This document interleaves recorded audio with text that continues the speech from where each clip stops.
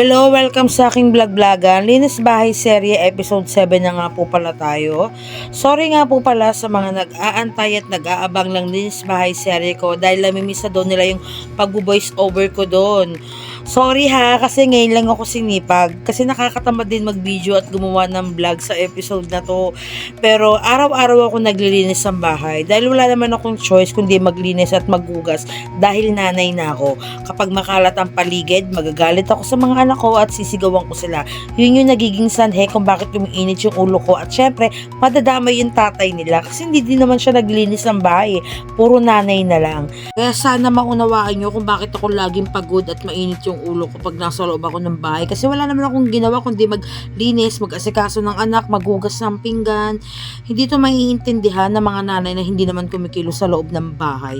Ang makakaintindi lang sa akin yung mga kapwa ko nanay na responsable sa buhay. Low-key, parinig. Charis.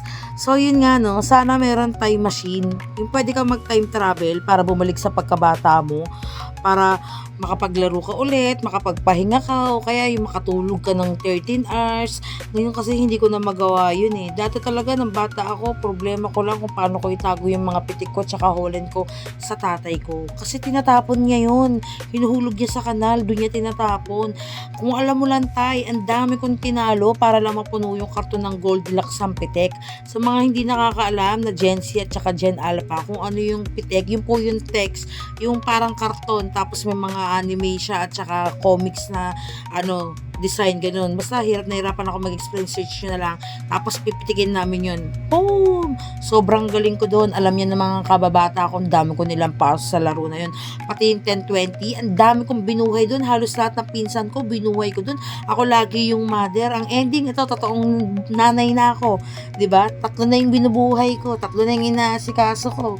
Ay, Diyos ko, wala ka talagang choice. Sana Lord, meron talagang time travel tsaka time machine.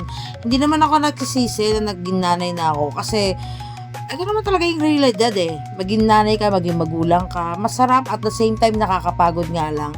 Tapos ibalik ko lang pala kung bakit pala tinatapan ng tatay ko yung mga pitik ko tsaka yung mga holen ko. Kasi nung bata ako, hindi na ako natutulog ng tanghali, hindi ako naliligo, hindi rin ako kumakain. As in, sobrang dungis ko, tapos sobrang itim ko. Ganun ako ka-addict maglaro ng bata ako. Kaya sobrang lakas ng immune system ko kasi batak ako sa paglalaro. Yun lang. Hanggang dito ko na lang pala tinatapos yung vlog na to. Thank you for watching this vlog. I hope you enjoy. Kahit hindi ka enjoy. Vlog mo to. Vlog ko to.